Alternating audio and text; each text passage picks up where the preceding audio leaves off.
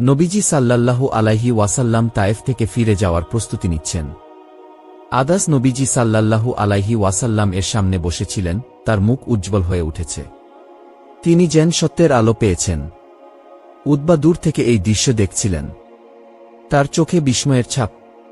তিনি ভাবছিলেন, তায়েফের নেতারা যাকে উপহাস করল, তাড়িয়ে দিল, তার কথা আমার দাস কিভাবে এত সহজে গ্রহণ করল।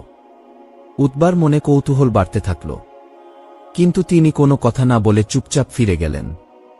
নবীজি সাল্লাল্লাহু আলাইহি ওয়াসাল্লাম ধীরে ধীরে উঠে দাঁড়ালেন। শরীরে ব্যথা থাকলেও তার হৃদয় ছিল প্রশান্ত। তিনি যায়েদ ইবনে হারিসা রাদিয়াল্লাহু তাআলা আনহুর দিকে তাকালেন এবং বললেন, চলো যায়েদ, এবার আমাদের ফিরে যেতে হবে। যায়েদ বললেন, ইয়া রাসূলাল্লাহ, আমরা কোথায় যাব?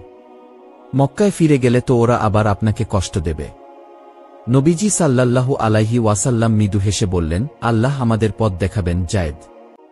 নবীজি সাল্লাল্লাহু আলাইহি ওয়াসাল্লাম ও যায়েদ রাদিয়াল্লাহু তাআলা আনহু ধীরে ধীরে তায়েফ থেকে বেরিয়ে আসছিলেন। রাস্তায় কোনো মানুষ ছিল না। চারদিক ছিল নীরব। কিন্তু বাতাস যেন সেই নীরবতার ভাষা বুঝতে পারছিল। নবীজি সাল্লাল্লাহু আলাইহি ওয়াসাল্লাম একবার পেছন ফিরে তায়েফের দিকে তাকালেন। এই শহর তাকে রক্তাক্ত করল, অপমান করল, পাথর ছুড়ল।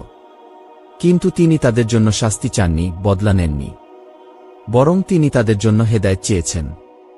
নবীজি সাল্লাল্লাহু আলাইহি ওয়াসাল্লাম ধীরে ধীরে মক্কার দিকে রওনা দিলেন। তায়েফ থেকে মক্কায় ফেরার পথে নবীজি সাল্লাল্লাহু আলাইহি ওয়াসাল্লাম ভাবছিলেন, মক্কায় আমি কিভাবে ঢুকব? কারণ মক্কার কুরাইশরা এখনও তাকে মেরে ফেলার পরিকল্পনা করছে।